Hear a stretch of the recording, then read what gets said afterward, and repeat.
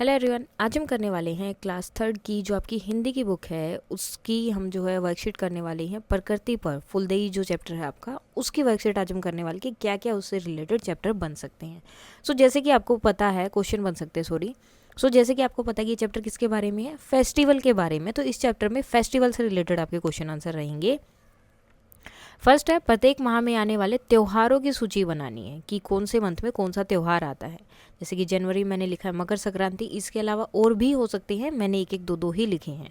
फरवरी में वसंत पंचमी, मार्च में होली, अप्रैल बैसाखी, मई में बुद्ध पूर्णिमा, जून में ईद, जुलाई में रथ यात्रा और गुरु पूर्णिमा, अगस्त में जन्माष्टमी और रक्षाबंधन, सितंबर में गणेश चतुर्थी और ओणम, अक्टूबर में नवरात्रि और दशहरा, नवंबर में आता है दिवाली। दिवाली कई बार अक्टूबर में भी हो जाता है, मोस्टली नवंबर में रहता है। और दिसंबर में आता है आपका क्रिसमस। ये फेस्टिवल के मैंने नाम लिखे। इसके अलावा अगर कोई और फेस्टिवल आप लोग सेलिब्रेट करते हैं तो आप उनके नाम भी यहाँ पर अपने मंथ के अकॉर्डिंग लिख सकते हैं। नेक्स्ट, 5 फूलों के नाम लिखने हैं, तो कोई भी लिख सकते हो आप, जैसे कि सूरजमुखी, गुलाब,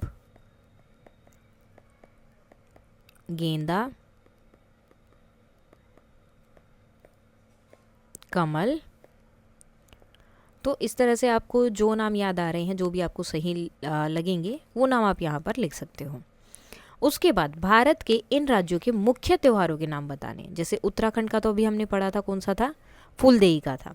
असम में कौन सा त्यौहार मनाया जाता है, बिहू बहुत जो है फेमस है वहाँ का। उत्तर प्रदेश में ताज महोत्सव है। इसके अलावा दूसरा भी हो सकता है, बहुत सारे फेस्टिवल है, मैंने कोई एक दो के नाम लिखे यहाँ पर। राजस्थान में होता है गणगौर महोत्सव, और कर्नाटक में कौन सा होता है, उगादी। नाउ, उत्तराखंड के प्रमुख पर्व फुलदेई के बारे में अपने शब्दों में लिखिए। अब आपको, आपने ये पूरा चैप्टर पढ़ा तो इसमें फुलदेई के बारे में बताया था, अब आपको उसके बारे में लिखना है। सबसे पहले आप क्या लिखेंगे, फुलदेई पर्व उत्तराखंड में चैत्र मास, ठीक है, जिस दिन मनाया जाता है वो लिखना यहाँ पर ज़रूरी है। आप कुछ और भी लिख सकते हैं, मतलब कुछ कुछ उसके बारे में लिखना है। चैत्र मास की संक्रांति के दिन मनाया जाता है,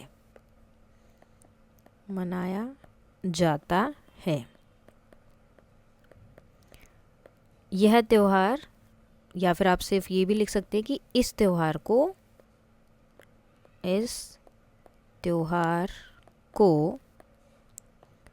बाल पर्व भी कहते हैं। अब क्यों बोलते हैं इसे बाल पर्व, क्योंकि ये बच्चे ही सिर्फ इसे मनाते हैं, मतलब बच्चों का सारा काम होता है इसमें। कहते हैं इस दिन सब बच्चे तैयार होकर क्या करते हैं, वो लोग तैयार होकर फूल इकट्ठे करते हैं,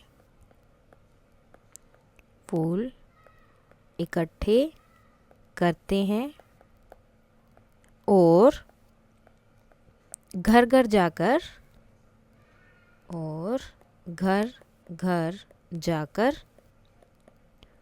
फूल और आशीर्वाद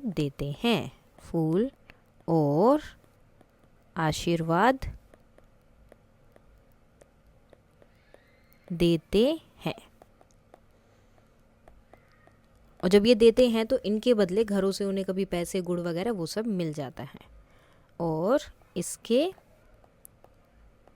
बदले उन्हें पैसे या गुड़ दिया जाता है। तो अब यहाँ पर इतनी जगह थी इसलिए मैं इतना ही लिख रही हूँ। अगर आपके पास ज़्यादा जगह है तो आप ये भी लिख सकते हैं कि बाद में उस गुड़ से सब बच्चों के लिए मिलकर छोई, हलवा वगैरह वो सब बनाए जाते हैं, जिसको वो सब मिलकर जो है खाते हैं। तो इस तरह से भी आप चाहो तो इसको लिख सकते हो।